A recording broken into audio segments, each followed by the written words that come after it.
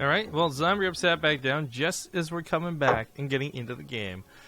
Welcome back, one and all. Do me a favor. I tweeted it earlier. I would hope you guys have got the Twitters. Get on there and hit us up with a retweet. Again, even if you don't have any followers of your own or you never use Twitter, the cool thing about Twitter is they've got this feature now where basically the more popular a tweet is, so the more likes or retweets it has, the higher chance it shows up in somebody else's timeline. So Zombie and I have a decent amount of followers. We'd love if you'd help us make sure each and every one of them sees the tweets about the matches. So hit us up with a like, hit us up with a retweet, whichever you prefer. Ladies and gentlemen, though, we are in the finals. It's been a big day. It's been a long day. We still have a losers bracket to go through on top of this, but this is a qualifying match. Excuse me. One of these two players will go to Korea, play in the KeSPA Cup, and have a chance to win some big bucks over there. But spawning in the upper right side of the map, he is going to be the Terran French Bleu MarineLorD. The top left as the red Zerg, he is Nerchio.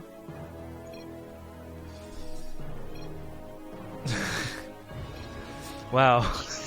Okay. I mean, it's not really like hateful racist, but it is like technically racist.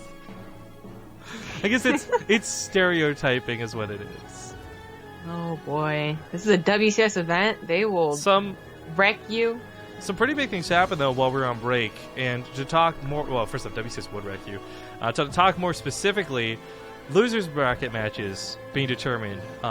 Unfortunately, it looks like Euthermal's gone at this point. His dream has been ended. No chance to go to BlizzCon for him whatsoever now. We got Drogo squaring off against Snoot. Damn, that would have been a sick alternative match to cast. Winner of that plays against Hero Marine. Winner of that plays against the loser of this series, guys. So we got maybe a best of 3 and a best of 5 left after this for these qualifiers. But only 2 spots are available for someone to go to Korea. We also had a donation during the break. They actually hit the super secret $20 donation. So for those who don't, I say secret like air quotes here. I'm going to replay the thing on stream. I believe that's the Marauders shoot up. Marauders should shoot up. That's all I'm saying. Wow, I test donated $88. That's way more than the 20 they required. Anyways, the Fankaz 88. Thank you for the $20 donation. No message associated with it, but please know that we are both very appreciative. Damn hermit crab is taking out the plastic wrap around his cage. I know that sounds really weird, but it's to keep the humidity in. You know, I know he's ruining it. You mentioned in the past that your hermit crab, for those who know, Zamrip has hermit crabs, I guess. There's the context here. But your hermit crabs are like trying to escape, right? I watched this video on YouTube the other night. You know, it's one of those things where you're just like, it's late night YouTube. You're just kind of watching whatever. And it was about fire ants trying to escape their enclosure. And the only thing I could think of the whole time was you talking about your stupid hermit crabs trying to escape their little cage. There are like so many animals or creatures or whatever are actually escape artists, you know, like ferrets and hermit crabs, and what else is really known for being an escape artist? I don't know. Well known. There's a sloth at some zoo that keeps getting out all the time, which I think is hilarious. Oh, you ever hear about like it was either the octopus? I think it was an octopus kept on escaping the zoo. So you saw Dory, Finding Dory, right? No, I haven't, but I still want to really badly. Oh, okay. This isn't a spoiler, but it's kind of the same joke. It's so funny it happens in real life.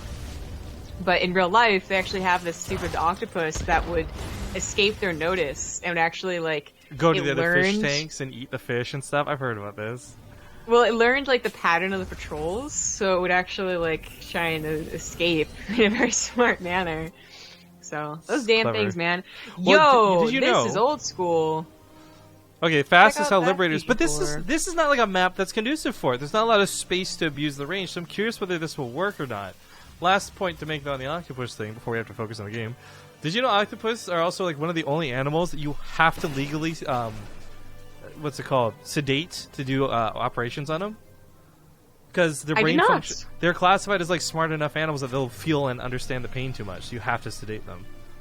I think I've heard that, but I don't remember it. That is interesting.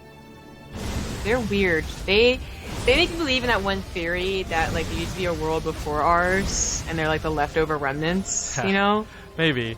Link's gonna be a little annoying over here. That's not a full wall off, unfortunately. So that's awkward. Is they killed 2 SCVs, maybe? Oh, no. Well, you know, as long as they don't scallop the fusion core, kill as many SCVs as you want. But I still don't know how big of a deal the fusion core is going to be to this game, right? Like on one hand, I'm really excited because you're like, it's a different build. That's so weird. You're bringing up against something like Nerchio.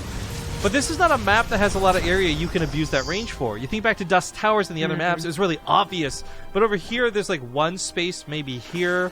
I don't even know if the main you can get fully back in the corner because the Queens will still be able to reach you or a Spore Crawler will. I'm not sure, but we do know here, that this has hard countered Nerchio in the past to the point where he just tapped out of seeing 2 Liberators. Yes, he is tilted out of a game from Liberators with range before. We have witnessed that firsthand. Not just tilted out of, but legitimately the way that Zerg players play today, most, that they were playing, I should say. There's so many mixes of how Zergs play nowadays, it's not fair to paint them all with a big brush, but a lot of builds that Zergs do, especially European builds, do not include anti-air, is basically what I'm getting at, alright? And even though they got +1 range to their Queen against air, it still isn't the same thing as having to actually go for a Spire. Uh-oh. So, you know, Ravagers can help, Queens can help, but it's not the same. Oh, this is interesting. So he doesn't see the Fusion Core, but he sees the Tech Lab. And that might look like a cloaked Banshee. Yeah, I think that's might be what he's thinking. Like, this is such an did that not old have a build. corpse? Wait. It exploded so much. It just looked like it disappeared. I feel like I lost a second of time there or something. That was really weird. Oh, did aliens come through? Yeah, aliens froze time. And, Man, I had no idea there were so many consistent what's the word? Like identifiers of an alien not abduction, but encounter? Thank you, encounter. Until I watched the X-Files, and apparently all these things are pretty well documented, that you actually lose time if you're in an area with an alien encounter. That's not cool, don't tell me that. I feel like I just lost a second of time, man. Yeah, anyway. I always like to think that aliens would not come from outer space, but from like another dimension, like the 4th dimension. Like, you know, Cthulhu Fatah. Cthulhu! Alright, so Liberator range not being too big of an issue. He's going to back away, and he should be able to use this if he's really worried about the Queens, but not losing the Liberator has got to be a priority. Meanwhile, it's kind of hard. I don't know if Nerchio identified that, because that didn't really look like it was super far away. So I don't know if he knows, like, okay, that's Liberators with range. So weird. Like, mark it down. Apparently, like, 5 other people had the same exact video suggested to them. What, the Fire Last Ants? night. Yeah. That's crazy. Oh, this is also crazy. Oh, the double infestation pit, yes. Why? But secondly, it also blocks out the way the Queens could get in here. In fact, the Ravagers can't even properly get on top of the liver. It's a good thing it only needs 1 shot to die, because if it needed 3, it wouldn't work. What the Nerchio, please. Okay, here's the question though, right? Like, what's better? Watching somebody like Nerchio, as good as he is, put on 2 infestation pits? Or watching somebody like Scarlet build 3 Ultralisk Caverns? Like, oh, the 3 Ultralisk Caverns. Like, I wish I knew her, you know, as a friend at that point. Because back then you're like, wow, what a pro player. Like, oh, yeah, that was... If people don't know about that, by the way, like, that should be historical, you know? Like, the same fashion that I taught students about Bomber versus Scarlet, I'm going to have to teach them about 3 Ultralisk Caverns. It's on our YouTube somewhere. If anyone's willing to dig that up or able to find it, you get extra bonus internet points, I guess, but... either way, Nerchio, it's so funny to see those 2 infestation pits because it's clearly a mistake, and the worst part is they're right next to each other. If you put one here but also one here, you could argue you weren't looking in your main, right? But the thing I get worried about though is like, did the ranged Liberator really mess him up that badly? That would be awfully surprising because it really doesn't seem like the range has been that bad. No, this positioning here is pretty nasty, but ooh, wow. Does barely take it out, almost gets all 3 of the Ravagers for it, but Nerchio's got plenty more where that came from. That really fast hive also leads towards that Ultralisk Cavern, and while you might have Liberators with range, it's not like they're going to shoot any faster. Those Ultras are still going to be hard to kill. Tanks land on the ground, but unfortunately Corsair Gear is going to land on top of them. I think Nerchio just ran all over MarineLorD! Well, it was initially a little mistimed, but yeah, it looks like he has. Those links from the back were absolutely crucial, making those tanks move. Making sure the Marines couldn't kite. Nerchio might just have it. MarineLorD, by the way, is really mismacroing. 1,200 minerals. Oof. I just feel like maybe it was a macro mistake, maybe it wasn't, but Nerchio was so quick to pounce on this, and his tech came out so fast. You really don't expect the Infestors. Okay, that's one thing, but he certainly won't be expecting the Ultralisk following this up. That Command Center burned down, by the way. Well, sounds game. Yeah, I mean, I feel like just the attack alone was game, whether he got the Command Center or not. Like, the overwhelming power he got from this. Nerchio's also got armor upgrades that he prioritized, so his chitinous plating ultralists are going to be well suited to take on +2 weapon marines and marauders. Yeah. I love the idea of bringing back an old build, but I think you're absolutely right about the map not really being ideal for it. And I'm trying to think, like, Dawson Station, I think you can get away with it on. Galactic Process? Yes. No, not Galactic Process. Really, there just aren't maps I can think of. Like, before, it was very clearly a lot of dead space around mains for a while. But that's not the case with a lot of these old maps that were brought back. You couldn't even do it really on Frozen Temple either. There'd be one spot in Frozen Temple, kind of like here on Frost, like around the Natural, but that'd be about it. Yeah, I agree with you. The thing is, that build in particular does work against people who aren't going to go for Aspire or ever go for Aspire, but it just didn't work much at all in this game.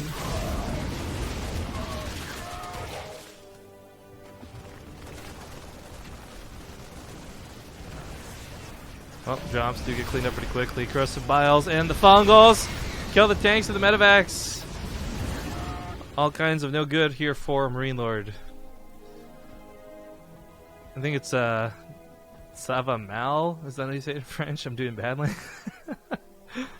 What are you trying to say? Something's bad?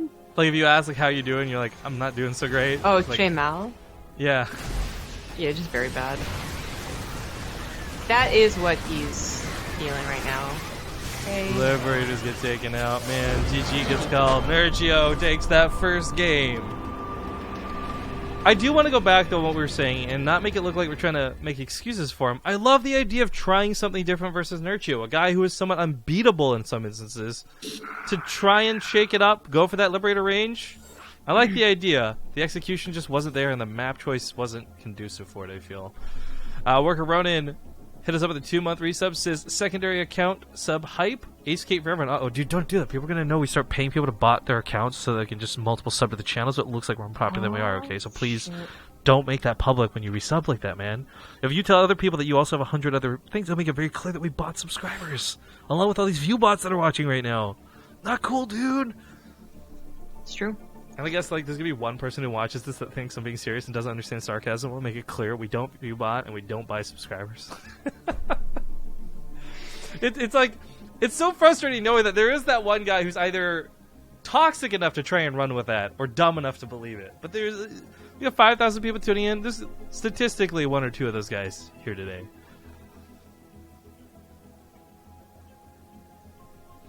Wait, was this Iagas just tweeted? The Day 9 assisted game Guardians of Atlas just fucking died on its purse. I talked about that while you were gone, actually. What happened?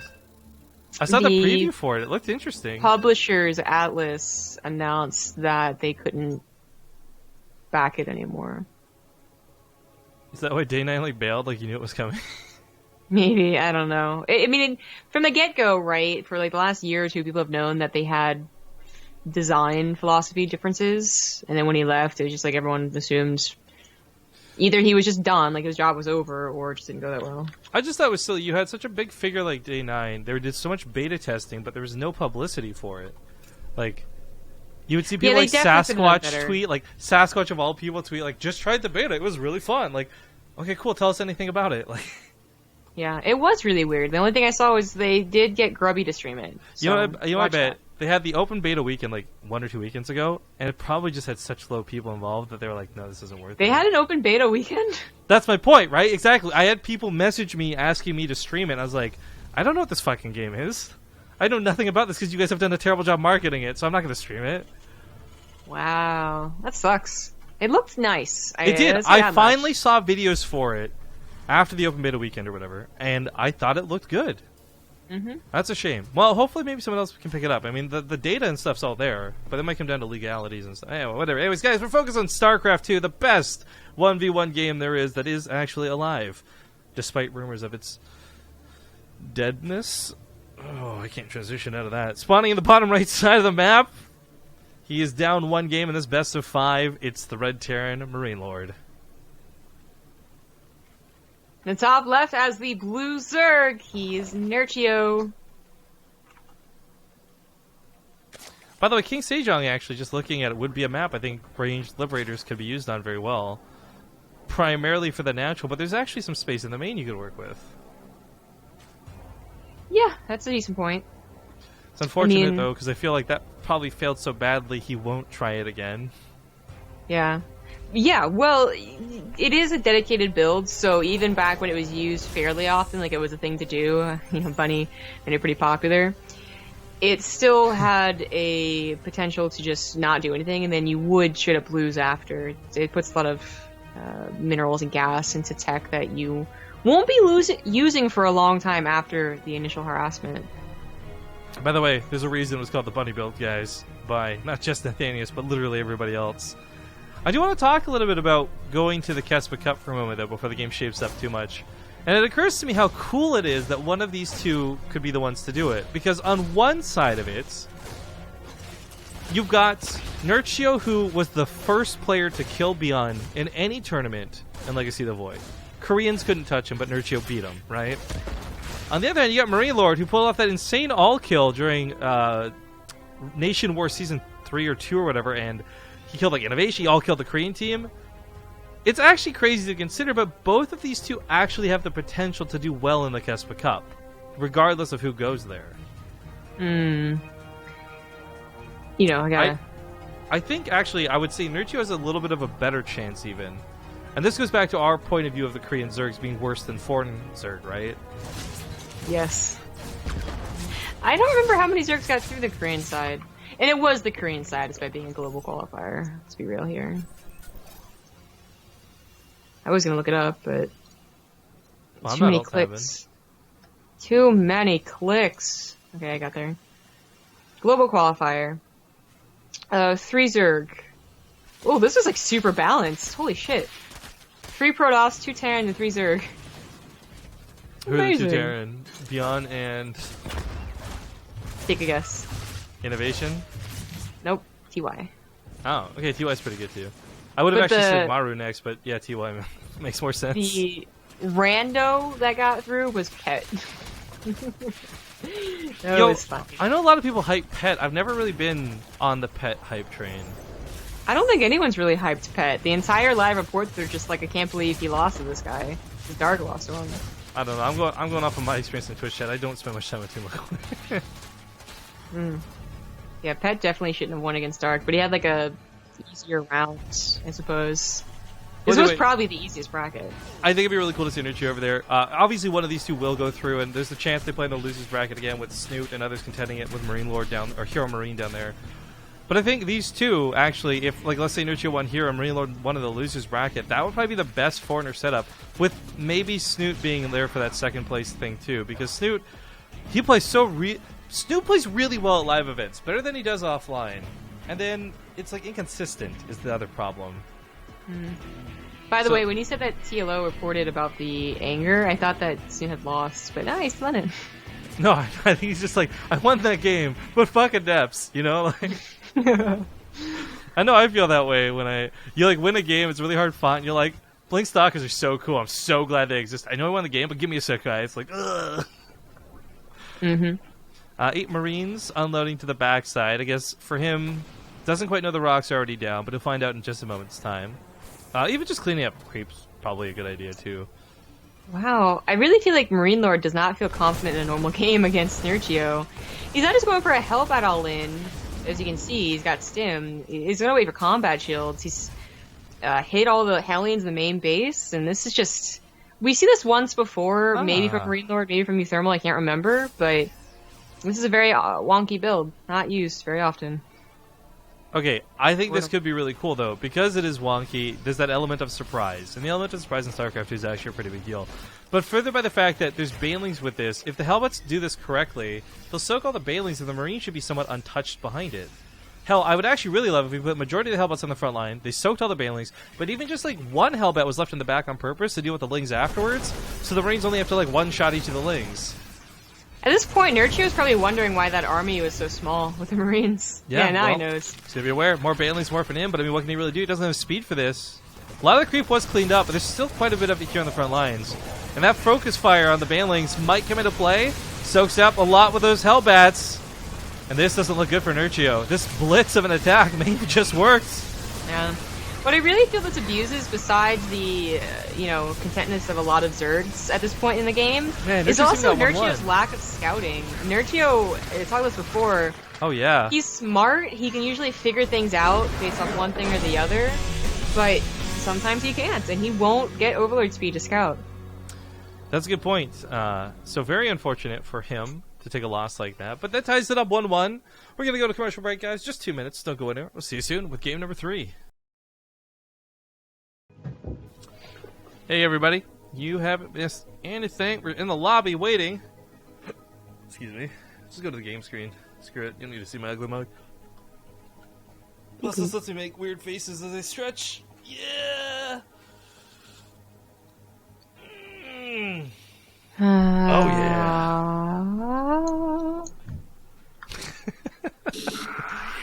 Hey, shout out to Hojo, the Super Clown. Take my money, you wonderful people. 7 years of resubs. Hiding in a forest around Trish's house? Why are you doing this? Or Rifkin's house? I saw Trish tweeted you like a picture of her forest by her house or whatever. Like, no, thank you. Or no, maybe it was on Skype. I don't remember. Point is, no, thank you. No, yeah, it was on Skype. She's like, there's so much forests around me. By the way, you said something too, like, look at all the dots nearby. I zoomed in. I'm like, what the fuck is she talking about? Like, it's not cool, dude. Not cool. Yeah, I use the clown detector. You know, it's like Watchdog online. It's like a filter clowns. For Snapchat. You're just like, oh, look at all these clowns. You're the worst. Okay, folks, game number 3. It's tied up 1-1 here in the qualifying match for the KeSPA Cup. Big shout out to Team Liquid for organizing, hosting, and adminning this, as well as all of you guys for tuning in. Spawning the top left side, though, it's going to be the blue Terran, MarineLorD. The bottom right, as the red Zerg, it is Nerchio. So someone mentioned, and I guess I'd have to go back to the VOD confirmed, Nerchio actually had double Baneling Nest that game, too. Really? I guess, I don't know what's going on. Between the Infestation Pit in the first game, Baneling Nest in the second game, something is going on with Nerchio. Well, maybe he thought that was the secret to winning, because he won the first game. I don't think Nerchio's a superstitious guy, if I'm going to be honest with you. Like, Nerchio very much to me seems like that actually stereotypical, like, atheist, live by science type of dude. Like, I don't think he'd be like, well, I believe in superstition and 2 buildings worked well in game 1, so I think I'll apply it to game 2. If you say so, but I don't see any other explanation. You're right. There's no way he made a mistake. You're right. That was on purpose. Twice in a row? I mean, Nerchio? That's just too much of a coincidence to be real. It is. It should be hilarious. He made a 3rd mistake in this game. I kind of hope he does. If he did, then I might actually buy into your theory of things. But Nerchio does have apotheosis going for him, and whether it's Solar versus Beyond, or Nerchio versus MarineLorD, or any other Terran versus Zerg matchup, this map has proven time in and time out to be a little bit better for the Zerg. Mm-hmm. Yep. It kind of depends on how the Zerg is playing, but most Zerg builds are defensive, so... I would almost argue it depends a lot more on how the Terran plays, too. I think one of the biggest things we see get kind of ruined by this map, we'll say... Because this is not a broken map. I want to make that very clear before we say it. Like, this is not like watching... what was that stupid map that had the huge ramp that everyone hated? You remember? The ramp was so big, then they made it tinier, but it was still massive. Daedalus Point? Daedalus Point. Okay, so this is not like a broken map like Daedalus Point. I want to get that out of the way. But I think the length of it screwing with Terran rallies has really hurt their effectiveness in this matchup. So if you are playing a little bit more consolidated and less about drops and like running through the middle of the map, I think that maybe that's an okay way to play on this map as a Terran. But because every Terran we see tries to avoid like the big A moves unless it comes down to the late game, I don't know. Like it seems to really hurt that rally and really badly. Well, this is a 3cc build, so he's certainly not being aggressive to start things off, and this will push off his aggression another minutes. And Nerchio was able to scout this. Well, he'd feel very safe for a very long time, which he might feel anyway. Just again, this guy's he's pretty smart at reading things usually. If he sees 2 Hellions, for instance, and that's it, the initial fear might be like, oh shit, he's like all enemy again, but then he realizes it's only 2 Hellions, and that's a dead giveaway that it's the 3cc build. I'm wondering though, like that Hellbat build prior to this. Like, okay, it worked out and it was a great move, but was it like a bit of a setup too, where like, yeah, you go Hellions again, you have Nerchio has to think, because as you pointed out towards the end of that last game, and we're going to really emphasize now, scouting not the best for Nerchio. No second Overlord in position to move in. He's just covering the ramps. Yeah. I mean, what's nice is you'll see any attack that moves out. His 2 Overlords are actually perfectly positioned for that, but he has no information about the build and no information about what's going on in the main. And seeing 4 Hellions move on the map like this, it's a little suspicious. Yeah, that makes things very different. Most 3CC builds being used today are just with the 2 Hellions, so they can go right into the barracks production and really just, get along swimmingly on their bio. But by doing this is kind of the old-fashioned way of doing a 3CC build, back when it was the norm in Heart of the Swarm, Wings of Liberty. This is the exact same thing as last time, by the way. Reaper and Hellions attack in the 3rd. It looks identical. So if Nerchio overreacts to this in any way and builds too many roaches early on or puts spine crawlers down, this ends up being a victory for MarineLorD because of his build behind it. Yeah. He's building roaches right now, but it's still like 3 is not an overreaction. I would even argue 5 isn't an overreaction, because you can turn those into Ravagers and take them across the map.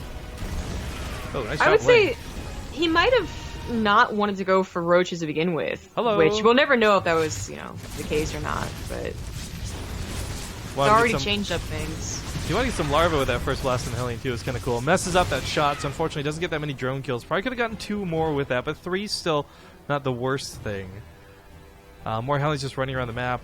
Is it going to be mech? Yo, mech. zombie grab! Oh, okay. So this is another option. Again, talking about Apotheosis and how it usually favors Zerg based on what style they're playing and what Terran's style is as well.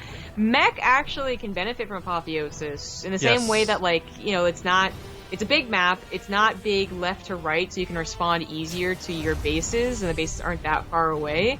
It can be a really good mech map. And it's the first time we saw this map, people attempted to go mech on it. They were like, oh, it looks pretty good for it.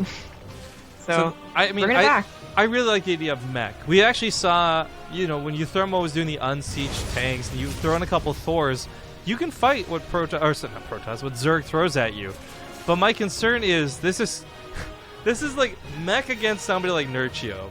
I really hope that this has actually been secretly well practiced from MarineLorD, and this is an ace up his sleeve, and not something he's just trying on the run, kind of like that Liberator build we saw earlier.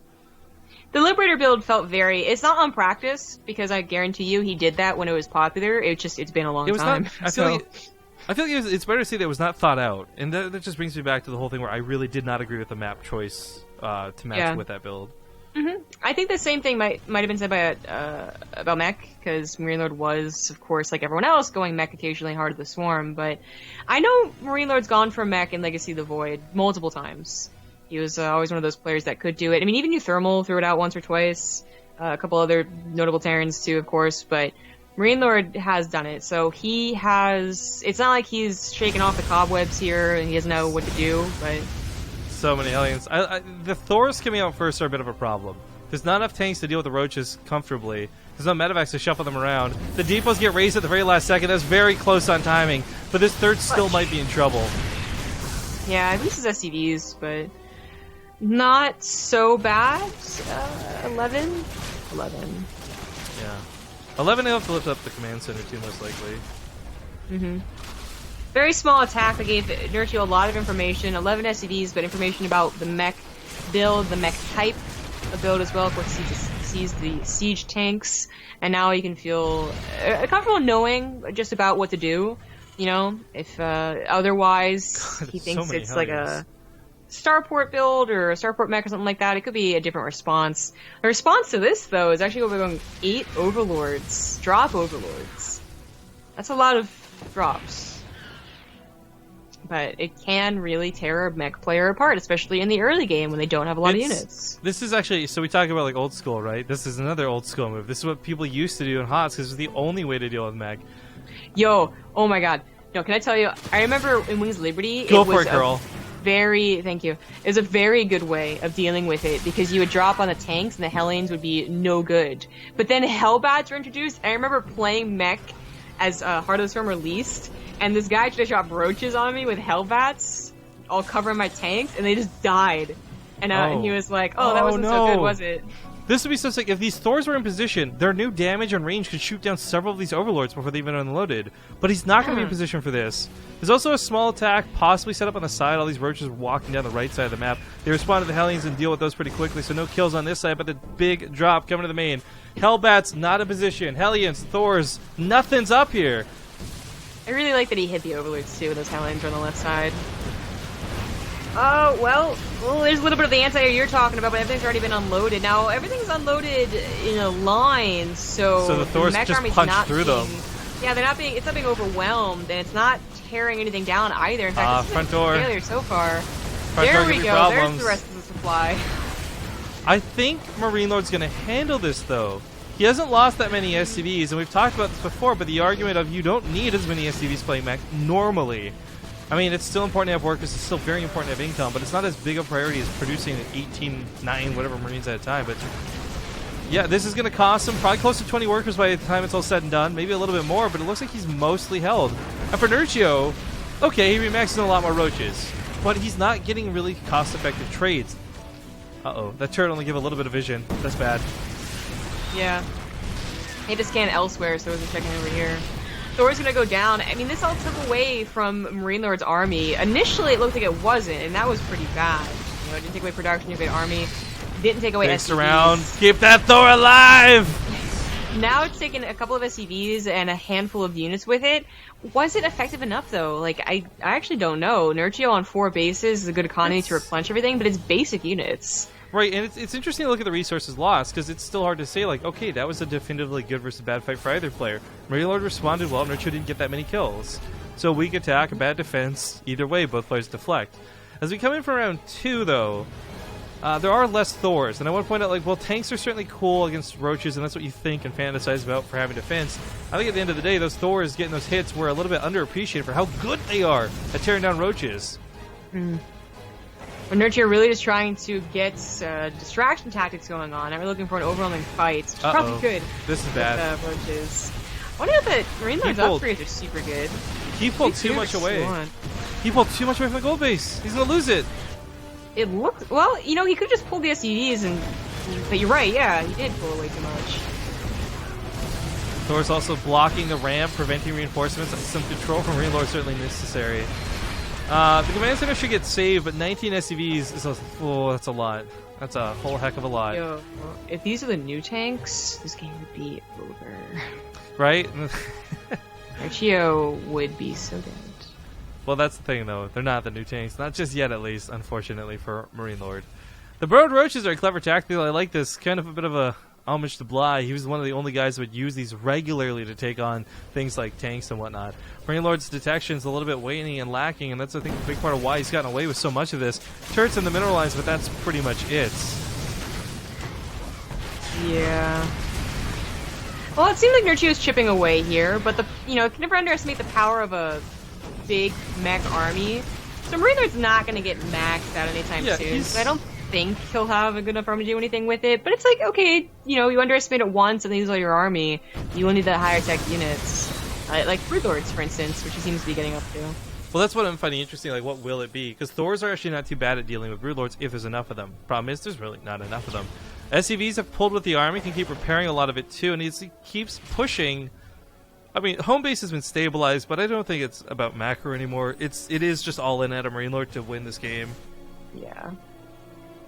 He's gonna try, but he would need, first of all, to make sure the Silent Claws roaches don't get underneath him or close to him, but also a good choke, which Apotheosis has a lot of. Another reason why it can be good for mech, but he finds kind of a concave working for him. Unsiege tanks are pretty good for damage, but with the Hellbats going down, they're going to lose that buffer, and this is kind of like watching a Protoss army crumble. GG. Someone in chat asked you about the Thor reference to range, by the way. For those who don't know, their new anti-air mode does significantly more damage to single-target armored units, but also has 10 range to go with it. Opposed to, I believe, their normal, I want to say 7? I don't actually remember what it is off the top of my head. But we're going to hop into New Galactic Process pretty quickly for the next map. Maybe we see some Reapers. Ooh, Drogo 2-0'd Snoot. That's unfortunate for Snoot. He plays against... Yeah, Drogo moves on to play against Hero Marine. That's probably playing right now, so we might only have one more best of 5 after this instead of the best of 3 and best of 5. But this is taking some time, guys. Hopefully we get this level up quick. So I didn't actually get to eat during that break. Do you want to? Because it's around dinner time. No.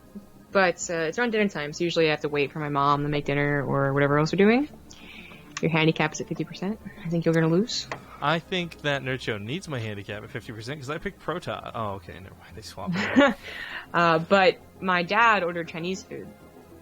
And now I feel like I did a bad thing by letting myself know that I'm going to get food soon, you know? Dude, I love Chinese I can't stop food. imagining it.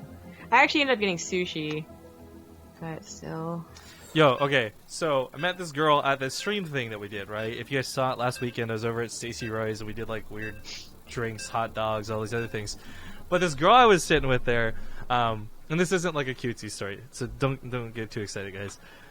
I found out she also hates spicy food, and we talked about like even like salsa can be sometimes too spicy. So we're both basically huge wieners, and it came down to like, yo, do you want to go get like the mildest dinner sometime? So I'm looking forward to what is probably just going to be like McDonald's or spaghetti, somewhere between the two. But all right, Nerchio does have a bit of a lead, and unfortunately for MarineLorD, this is his last life. If he falls, he goes down to the loser's bracket where he'll fight only Protoss or Terran at this point. Snoop being gone means there's no more TVZ for him to worry about. So maybe that's a good thing. Either way, spawning in the upper right with 1 point on the board here in the finals of the winner's bracket, the qualifying match for the KeSPA Cup, it's the Blue Terran, MarineLorD. In the bottom left as the red Zerg, he is Nerchio. So wait, this started at 9, right? The qualifier, yeah. I love that the European qualifier has like 1.5 times the amount of people as the North American one, but is still somehow like 2 hours shorter. Right? This is... Well, it's the efficiency. Yeah. Like when we talk about NA cast, it's also like NA players. Like, oh my god. You missed it. Oh my god. We spent like 30 minutes waiting for Neeb and Major because they're fighting about server for half an hour. Like, should it be central? No, I did should it be see west? Oh, you did? Okay. So I'm just saying, like, we don't seem to have any of those qualms over here. Yeah. It's still... there was some... 8, it's still about 8 hours. I know there was Set Guitars to Kill being very vocal and a couple other people, but there's some interesting points to be made where on the European qualifier, there are no Koreans challenging the foreigners, right? There's going to be 2 foreigners getting through these slots no matter what. And that's cool. But the North American one had 1 slot, quote-unquote, stolen by True. And I want to get on board and say, like, oh, it's so broken, region locking isn't working, and, you know, True's is stealing a foreigner spot. It should have been Scarlet and Neep, right? I want to be that guy. But my logic says, like, well, if they couldn't beat True here, then they wouldn't beat the Koreans over in the KeSPA Cup, so it wouldn't matter if they won or not. So I'm a little bit jaded for the way the North American ones ended, but I am super stoked to know that at least 2 foreigners are actually going to make it out of the European Cup at this point. It's harsh, but kind of fair. I mean... I know, like I said, I'm very torn, because like it's very much a head versus heart argument. Especially because it's funny, you know, Neeb already being in Korea and Scarlet already planning on going back to Korea. It's not like they get this awesome new trip to someplace they've never been before. Yeah, well, I made that tweet. I was like, yeah, Neeb would have trip to Korea. Hey. Yeah. And True, yay, get to go to Korea. Wait a minute. True does have such a... So, like, ignoring the bias of whatever passion might be from it, he still has such an interesting story. Because this was a guy who didn't choose to sit out for 60% of the year. He was forced to sit out due to visa issues for 60% of the year. Comes to North America finally, wins the DreamHack, whatever it was, gets that summer championship, locks himself into BlizzCon for the end of the year, gave up his Codex slot to do all this, only to go back to Korea and basically reclaim it via the KeSPA Cup. I mean, it's a crazy roller coaster. Well, it's kind of a badass story, but at the same time, it's also one that could have been so unfortunately bad for True and what ends his career if he never got that visa, and he was stuck to forfeit his Codex spot for nothing. Yeah, that was... I don't know what promises were made to him, but to take that chance like he did was risky. So, glad everything worked out for him. He's a fun guy too. Like, I mean, you talk about the Koreans in the past that have stolen wins from foreigners. Usually not in the finals, but, you know, in the round of 16 or whatever, stolen, by the way, quote unquote. His win at DreamHack recently was really fun, so... That's always better than some of the other things that have happened where it's not so fun games. It's just kind of a stomp. Yeah. This European Cup, though, as you said, at least 2 foreigners will be attending, plus Neeb. And these guys will get the nice flight to Korea. Maybe one of them definitely will. We know that much. What if Neeb could give his flight to somebody else going to Korea in the near future? I mean... Sorry, something in my throat. Show up to the airport. Yeah, my name's Alex. What's up? No, my passport says Jessica. I know it's weird. It's just like my parents changed my name when I was young. They're like, just go with it. Yeah, that seems legit. I'll let you in. I feel like, you know, that could work, yeah. Yeah, probably. Well, this drop isn't doing very much. It's really just a scout patrol type of drop. I mean, the single medevac drops have fallen so out of favor, you know, because of the queen range, and even before that, the queen usage before they got more range. It's never going to do very much other than scout, maybe clear up some creep. If the Widowmine gets a good shot, that's, I think, on the Zerg's fault, to be honest. So yeah. It'd be pretty harsh if it's on you, bro. Especially gets a good shot from it. Well, yeah, Widowmine doesn't snap off in too much. Overlord being chased away by a Viking, of all things, on their side of the map. I guess... Viking? What? It's weird to see, like, the old-school Pult Viking come out, but we've had quite a few games today, even, where there's been awkward Overlords that just got to chill out for way too long for no reason. Chill out. Yeah. Marines. Oh. Yo, what happened again? What's going on? I see a corpse. There's no queen corpse for me. It just disappeared. I've got all my settings on like extreme. What's going on? Because okay, I thought I was crazy with the overseer earlier, right? You lose the second of time. I was watching that queen, and it's just like poof, like she's gone, like deleted. There's no corpse, no evidence, no blood she ever existed. Perfect crime, man. This is where you start telling me like, what queen, Rifkin? What are you talking about? There's no queen. You're crazy. Should have gone with that. We didn't check if last game he made 2 of anything. Oh my god, what if instead of losing time, time's just being altered? She got Marty McFly, dude. Yo, time travel will never make sense. Time travel's the best. You shut your mouth. Doctor Who's amazing. It's the best, but there's so many different variations of it. So many inconsistencies. Anyway, so the Viking comes back home. It's really done its job. Nerchio didn't have that many overlords to begin with out there. He's already on his way to an invitation pit. Queens, 1 died. Although, did it? To you guys, your knowledge, you don't know. You know what? Shift L. Shift L, bitch. Look at that. It still had, 2 extra, 3 extra queens that were, going to plant down creep as soon as the drop left. So there's honestly not much to be done about it. You just have to kind of anticipate as a Terran player nowadays that you're going to have to clear up creep with your push. But the Hellbat addition to the push is interesting. I actually had someone earlier ask during one of the Hero Marine games, I think, why didn't he go for Hellbats? And... as tempting as they look, as many qualities you can find in them that would be good against Ling Baneling, it just usually doesn't, it's not worth them over Widowmines or tanks. So he's just going to let the Liberators die. This is interesting. In doing so, he gets a lot of queens and several drones. It didn't really draw much back to the main for Nerchio. Oh, what is that? How is that there with no creep? There's no creep to right. I'm not crazy? No, but there must have been at some point. But why would it recede? He didn't drop over there to kill tumors. Well, maybe it was an Overlord that moved. Ah. I don't know. Good point. You did have a fast layer. I don't know. There's too many things in this game that are making me question my own sanity, and I'm not even like that tired. Maybe you already just don't know it. Okay, well, as he moves out, Comet Shields is finishing up. It's weird to see Comet Shields time it with 2-2 instead of 1-1, by the way. Like, what is that? But his army's rather nice looking. I like the odd Hellbat, whatever. The Banelings hopefully will get picked off by the Widowmines if MarineLorD's lucky, but there's a lot of what-ifs right now. There's 32 Banelings. There's going to be a Baneling for every Marine. And Nerchio is setting up Ace around, so... oh man, he's Xbox 360ing this. More like a 200, but close enough. Nailed it. I mean, he was getting 360 kills. What are you talking about? You also did not nail it on that, then. Yeah, well... God. This is why I own a PlayStation, so shut up. I don't, I have a Wii U. Oh, God. Alright, so... Wii U, please leave me alone. Oh, dinner's here. So hungry. Okay. This attack commences once again. This time's gonna have 2-2 at the very least, but I just don't...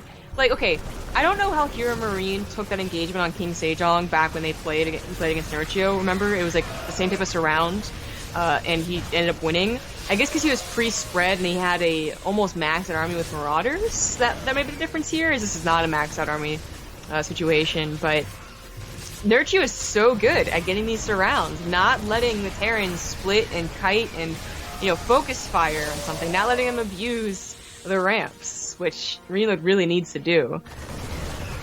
Here it happens again. Hellbat also in the middle of the army, doesn't get many shots off, everything just kind of falls apart. Banelings from all sides and can't catch a break. Nerchio's really good with his engagement paths. I guess the Widowmine must have just gone off just now, or I don't know, a lot of Banelings just died as soon as I went to look at the Liberators sieging up. But the new positioning and the new units out of MarineLorD, his supply count still looks better, but this is where we come into type of supply. And right now, there's 3 Ultralists on deck. They're not going to have chitinous plating right away, but if he gets to that point where he can use them in their full strength and glory, MarineLorD's army is going to fall apart. I'm tripping out about that too. It looks like he manually detonated Banelings on where he thought the Widowmines were, which he might have, but that would be impressive. What Banelings? Yo. Stop. Alright, so unfortunately Nerchio's run by does not accomplish much. And this is, for MarineLorD, this looked really bad, right? These 360 surrounds, the big engagements, the 30 plus Banelings. Yet Nerchio, despite all these good fights, is the one behind an army supply. Yeah, but it seems very common for him to be down 20 army supply. I've been noticing this. And it's so funny because compared to the last expansion where Berserk wasn't up 20 supply with Ling Bling, they were dead. This is really swapped. Ling's get into that third base. There's a bunker. Just gonna deny a little bit of mining and be annoying. He's actually walking away from it. This one Ultralisk unfortunately will go down. It's a very expensive loss, but he got a good chunk of Marines with him on the way out. Corruptors are an interesting choice for the Liberators, but right now he doesn't really have upgrades into them, so he can't... If with just one weapon or one armor upgrade, Corruptors can actually spend a lot of time on top of Marines, but without it, not quite the case. These counterattacks could even be better if the walls are just broken down here, but going for surrounds is working out just as well. Widowmine's got a couple of, I guess, damage done on some of these units. And actually, where's the rest of his army? Oh, there. Okay, never mind. It's gonna be good enough. Getting melted and mulched. Yeah. Well, I meant Nerchio's army, but it was just... it wasn't as much as I thought it was going to be honest. I just went over how he's down 20 army supply seems to be the norm, but that time the full surround wasn't as convincing, and a lot of that probably was to do with the Liberators actually shooting down the Ultralisk, first of all, instead of shooting down, you know, a couple of Lings here and there. And the Corruptors aren't doing their job. No, I mean, I did not think this would sway back into MarineLorD's favor. Again, like, every engagement prior to the 12-minute mark in this game was so good for Nerchio. So this blows me away that we're at this point now where MarineLorD is dominating. And this ramp, too. Like, there's just no breaking their ramp. Back at home, it's a planetary down here. There's Widowmines at this ramp. Nerchio's run-bys are doing nothing. No. I really wish he had broken down those rocks. He certainly had enough opportunities where his Lings have been stationed there. You know, and MarineLorD doesn't want to go take care of them or doesn't see them. But he could have broken down any set of rocks, really. Including the one to the left of MarineLorD's base and the one to the south of it. I love that MarineLorD took the gold too. With this position so fortified and him fighting so well around it, it makes a lot of sense. Make that a planetary and suddenly your back is covered as well.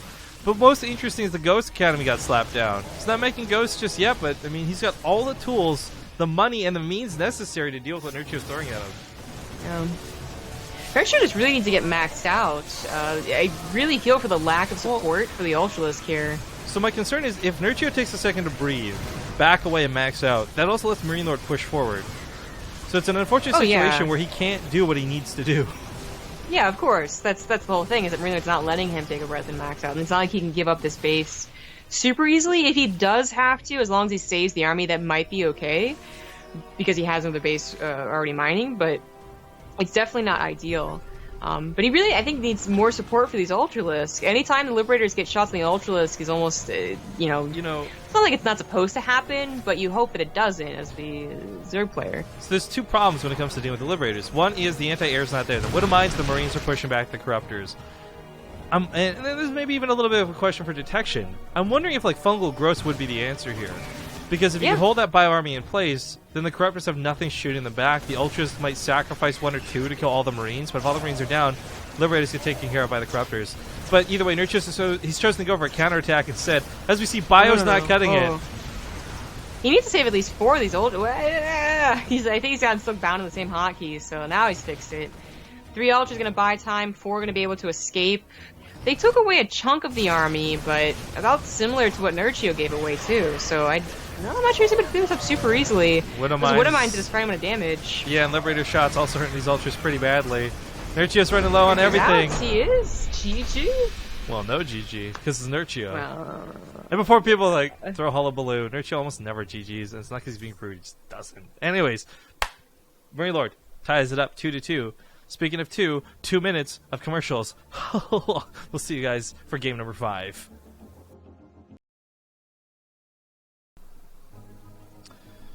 Okay, back from the break, but we're getting into the final game of Frozen Temple. I've told Zymergrab to go get food, guys, so she's probably not going to be here for this game, and it's all Gucci, as she stole the cast from me earlier as I was getting food, so tit for tat. And this will be the final match to determine who goes to Korea, who plays in that KeSPA Cup. This game number 5 kicks off right now.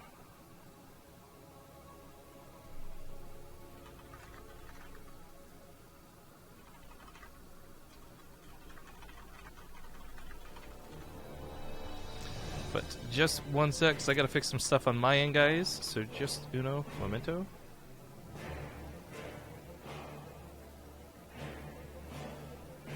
Alright, here we are, game number 5. It's tied up 2-2. This is the KeSPA Cup European Qualifiers, and this is most importantly the qualifying match of the winner's bracket. One player will go through to play the KeSPA Cups, represent the foreign scene, and of course Europe. In the top left, he is from France. He is the blue Terran, MarineLorD. And repping that Poland in the bottom right is the red Zerg Nerchio. Nailed it. Best intros. Now, one of the things I am a little bit concerned about was, first off, am I muted? Nope. Okay, check. Done. Secondly, would a MarineLorD do cheese on this map? He is going to throw it on the second barracks. 2 barracks still doesn't that alarm me, but if it's a third one and it's Reapers, that's a little bit scary. It's a risky move to take, and I'm really waiting to see when this first barracks completes if that's going to be a Reaper that pops out, and are there going to be more? On one hand, the argument is Nerchio. Oh, he's going to do it. Nerchio should expect this. I think on Galactic Process and Frozen Temple, I don't care what tier of player you are. If you're a Zerg player playing a Terran, you should be aware chances are higher than average that you're going to have to deal with Reapers on those maps. And this is a situation where Nerchio, I don't know if he's thinking clearly. We saw mistakes out of him so far. We saw double buildings in game 1, double buildings in game 2, mistakes as far as units in these other matchups. I mean, he's brought it to the ace match, and it's not at all like Nerchio's playing badly. I want to make that clear, but he's not playing his best that we've seen before. So I hope he's thinking clearly. I hope his coin that's being flipped in his head is like... I'm on the hot scale, I'm a 10, baby. Why is that echoing? Who's that on the hot scale, baby? Get that sexy zombie grub wink out. It's Ragamuffin! Thanks for casting these qualifiers. Don't give this donation to KeSPA. Kappa. Here's the nice thing, guys. The only reason we are casting these qualifiers is because we don't have to give a single cent to KeSPA. Anyways, point is, that I was trying to drive home earlier, Nerchio should be aware this is the case. The first Reaper shows up, and that should really be a big red flag. He's going for a faster speed. He's getting a Roach Warren down. He's making the moves necessary to stop this from getting out of hand. But keep in mind, a good Terran player with the right control, like Hero Marine versus Snoot earlier, can make even the best players look foolish depending on how this goes. Just really, really emphasizing the fact that this should be, in every way in my mind, A good game for MarineLorD if he does this correctly. But if he makes mistakes with the Reapers, if he loses one early, if he gets greedy trying to shoot a Queen but grenades himself, any of these small minor mistakes could cost him so much. So he has to play this perfectly. A couple Reapers hopping up to the main. Of course, they're a little bit low, but Combat Drugs is healing them up. Nerchio's Queens, though, were completely brought away from the main, expecting another attack in the natural, so 3 drones go down pretty quickly. Some of the larvae even getting picked up. In fact, all the larvae in the main hatchery just got killed. He also cancels speed. I want to point out he manually canceled speed to use that gas to get more roaches and ideally have Ravagers after. You might be thinking, Rifkin's got 169 gas. He didn't need to cancel that speed, but he did if he wants to build the Ravagers. And the reason you want to build the Ravagers isn't for the Corrosive Biles, it's for their auto attack range. It's so much better than roaches. It's so much better than queens. Kills the queen, kills the roach. Is this how it ends for Nerchio? He can't build Ravagers if all the roaches are dead. The auto attacks for the Reaper's not looking too bad. Transfuse goes from that queen into the roach, keeps it alive a little bit longer, and now MarineLorD has to think, do you start transitioning out of it? And it looks like the answer to that is a stark yes. He doesn't go for the 3 CCs like we're used to seeing, but he goes for a fast combat shields. Not stim pack, combat shields. And every part of that indicates to me he wants to keep fighting. If you go for a fast stim, that's you waiting for medevacs, that's you waiting for timings. If you go for combat shields, it takes a lot of extra hits to kill your units, and it gives your Marines a lot more staying power for it. Nerchio trying not to take too many of these grenade shots. Auto attacks really hurting these Reapers. Or sorry, the Roaches. Reapers eating some of their own grenades too, getting a little bit out of hand. 2 of these Roaches south side, really low. Goes for the focus fire, picks them both off. Nerchio's almost out of Roaches. He's building more, but there's only 2 left in play. 1 left in play. That Queen in the main is probably going to die. He will focus on his way out. Grenade goes down, no more transfuses. But in giving away these Reapers, he doesn't necessarily have a lot to support the Marines following up. Again, Combat Shields tells me he wants to push, and I'm curious to see if he can pull this off. He's killed so much of Nerchio's army, and Nerchio has been boldly droning while this goes on. Not wrongfully so either, but it's something where he's not going to have a lot to stop these Marines. 4 at a time, a Marauder with it. That 3rd CC got built on location. Natural base was moved over. He's a little bit shy of money, so he's not building the orbitals, but man, oh man, this is a good opening for MarineLorD. If he gets away with his 3rd base, by the way, before Nerchio has his 3rd base, well, that's when you know things are nasty. But the Marines are coming across the map with those combat shields. Again, 55 health. It's going to take everything, just those couple of extra shots to kill the Marines. Stim lets you stutter step, and Stim gives you good control, but if you can just move as you would like to off of creep, Nerchio's now aware there's a lot of Marines. He's got to stop droning, but he just built 4 more. He doesn't actually even have that much larva to make roaches with, much less the money to make the adequate amount of Ravagers you'd want to pair up with this. He's just stuttering in with the Marines. Grenades will make sure that nothing really collapses on top of this either. If there's a lot of speedlings out, which there aren't, Nerchio, I just realized MarineLorD doesn't realize Nerchio cancels speed. He may be thinking speed's still an option, but either way, it won't matter because nothing can collapse on these Marines as long as there's a grenade or 2 to scatter everybody and make them dance. But the hatchery gets canceled, not killed. He's going to keep pushing into the Roaches and Ravagers. Marauder brings a lot of damage to the party. No focus fire out of MarineLorD might be a bit of an issue, but he kills Overlords. He's killing more of these Roaches. Stim's about halfway finished. This is a big army for both sides. To lose anything, though, is going to be a little bit tough to recover from. Army supplies remain somewhat even. MarineLorD never killed that drone here, by the way. Nerchio could replant that hatchery if he didn't have to keep putting money into Roaches. But I think MarineLorD's push might become to a bit of a pause. 1-1 starts up as well.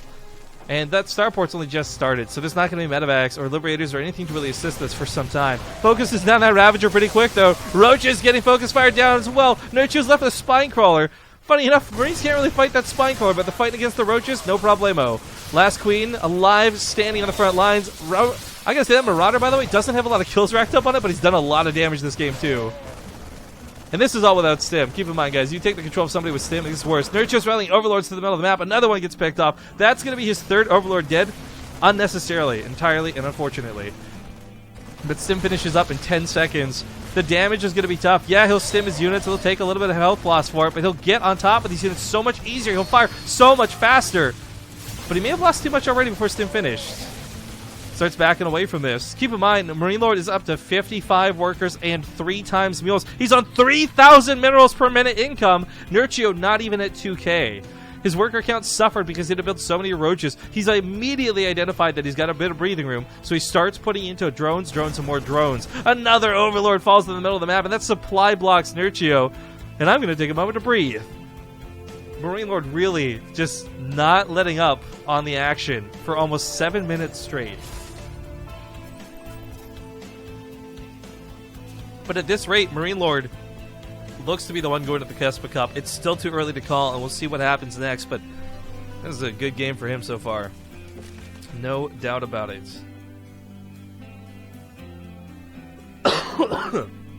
Now, as far as what's coming down the middle of the map, we just saw what non-stimmed, non-medevac supported units could do.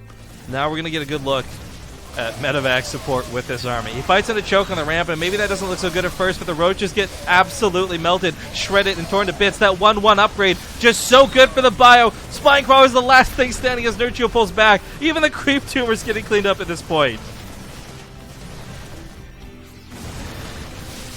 I think it's safe to say it, folks. I do believe MarineLorD is just beating him to a pulp. Not quite winning the game yet, of course, but beating him to an absolute pulp.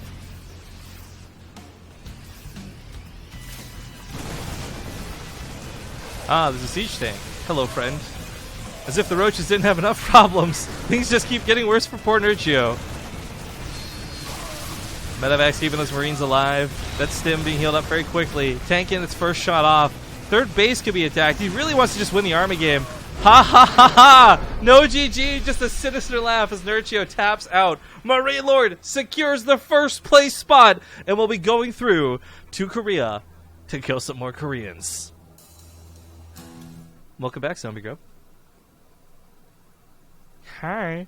Well, lucky for you, I'm going to probably just throw us out to commercial break because now we'll be going to the lower bracket. However, I don't know. I believe Hero Marine and Petit Drogo have already started playing. So what we'll probably be doing is the winner of them versus Nerchio for the very last spot. Again, for me, I would actually be most happy if both Nerchio and MarineLorD got through. But to have either Drogo or Hero Marine upset and kill Nerchio in the losers bracket finals would certainly be interesting as well. Either way, guys, we have to wait because this is the only match remaining at this point. So stick around, and we'll see you in a bit.